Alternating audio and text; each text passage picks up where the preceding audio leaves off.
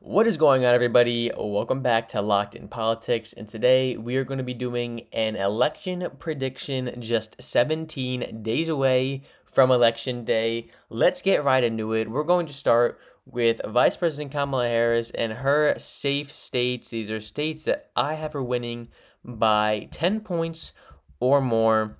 We'll include Maryland and Rhode Island. We'll include Hawaii, and then lastly, Maine District 1 by 10 points. These would be all of her safe states.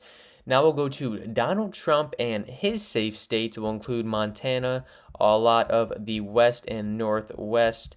We'll get over to Indiana, Ohio. I have Ohio at a 10-point win for the former president. It's going to be extremely close to that 10-point range, but right now in this prediction, I have him reaching that 10-point lead and winning the state by a safe margin. We'll include Nebraska at large, Alaska also by 10 points, and that is all of the former president's safe states. Next, we are going to be doing the likely states for the vice president. We will be including Colorado in that total, along with New Mexico. Also, New Hampshire will be a likely state for her. And then we can lastly include the District of Nebraska 2 and Maine at large for likely states for the vice president. Now for the likely states of former President Donald Trump, we will go straight into Iowa. I think this state will be extremely close to that safe margin, but I think right now, 8 points is a really good point for him, and it will be a likely win for the former president. We'll include Texas, probably a similar result as Iowa in terms of margin-wise. I think this will be a 6 to 8 point win for the president. We can go over to Florida. This is extremely close to 10 points. The early vote by mail data looks really good for Republicans in this state. However, right now I still have it at about an 8-point win. I think 8 to 10. It's really close to that safe point. However, right now I'm going to predict it as a likely state.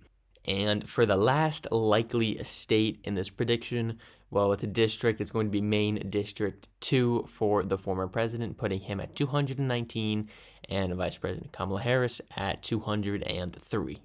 For the lean states, I'm going to get straight into two here that I have pretty good confidence they're going to go to Vice President Kamala Harris. Those are the states of Minnesota and Virginia. However, I do think that former President Donald Trump is going to make progress and inroads in these states. The early vote in Virginia looks pretty good. The turnout in rural southwestern Virginia looks pretty good. And quite frankly, I think Donald Trump will make this state just under 5 points. Also, the state of Minnesota, I think the former president will make inroads. However, I do believe that Vice President Kamala Harris will win both these states by just under 5 points. Now it's time to look at the 7 swing states that we have all known to love or hate, quite frankly. However, I'm going to start with Arizona. So we go over to Arizona and we see a 1.4 percentage point lead on average in these polls for the former president.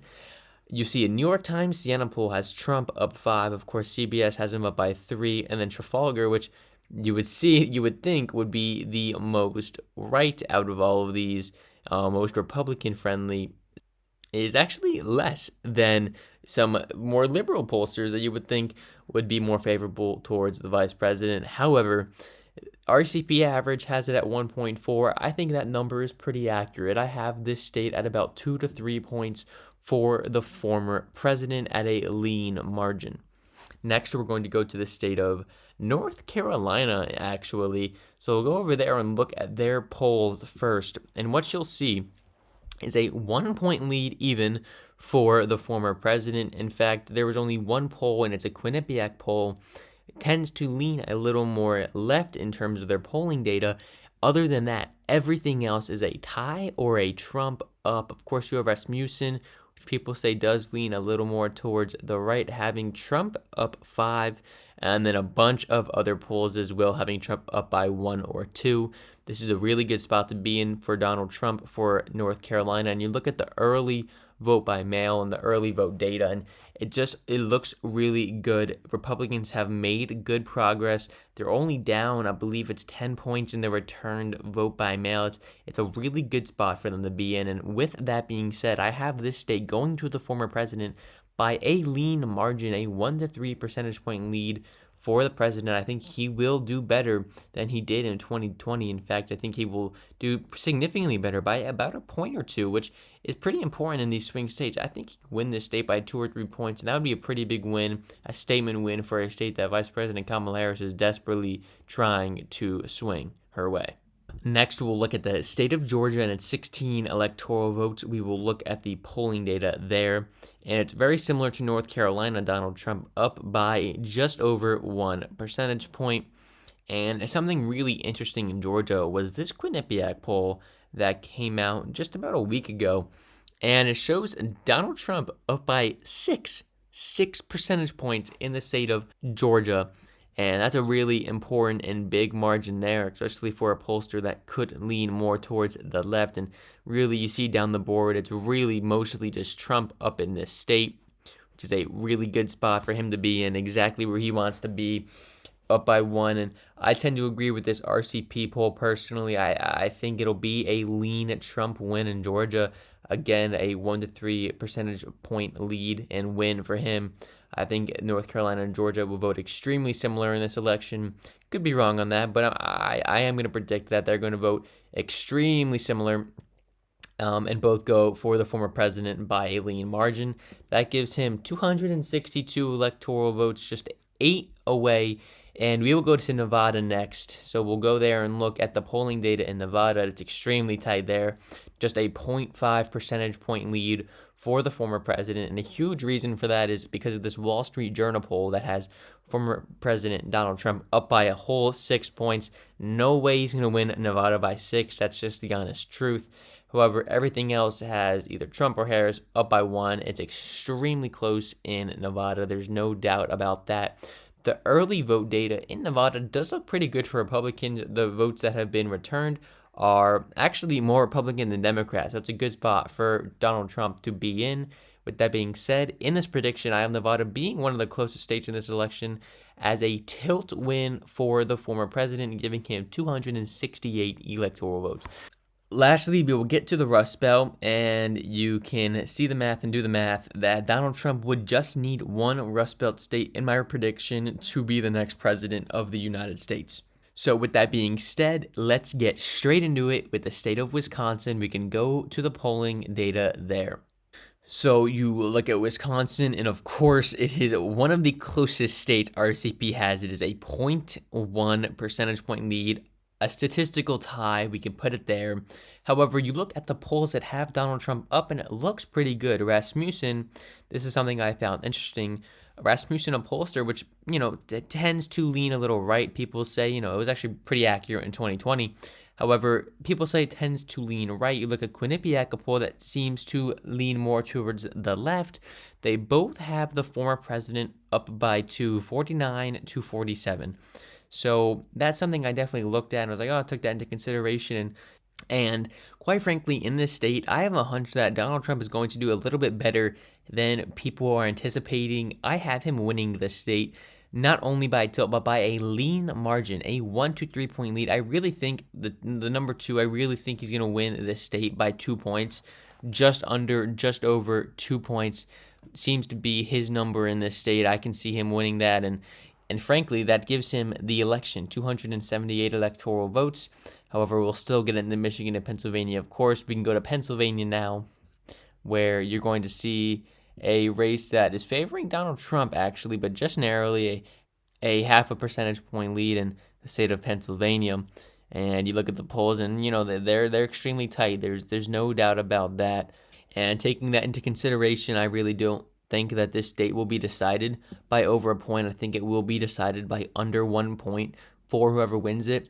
In my prediction, in my personal opinion, I do believe that the former president will win this state by a tilt margin by under 1 point.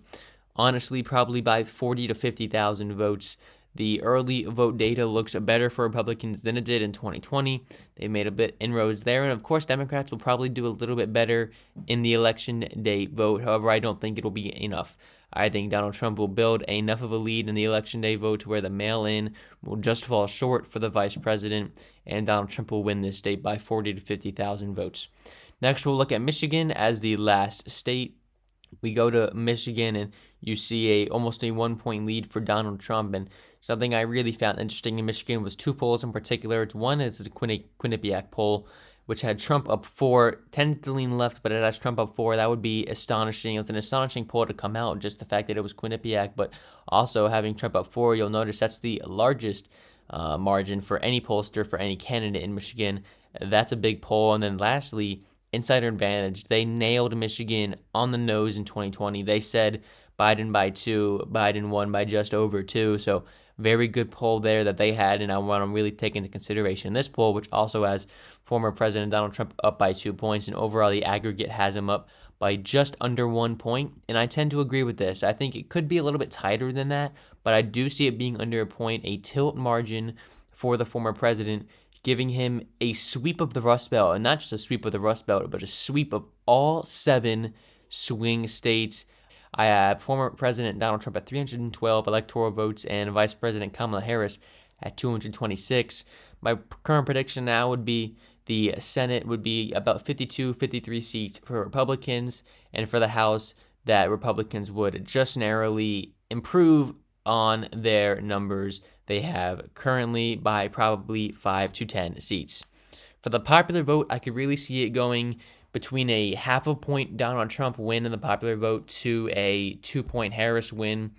Right now, I have it at about 49 to 48 in favor of the vice president, her winning the popular vote by just about a point, and Donald Trump winning the Electoral College 312 to 226, a pretty big margin in a sweep of every battleground state, giving him the win in 2024.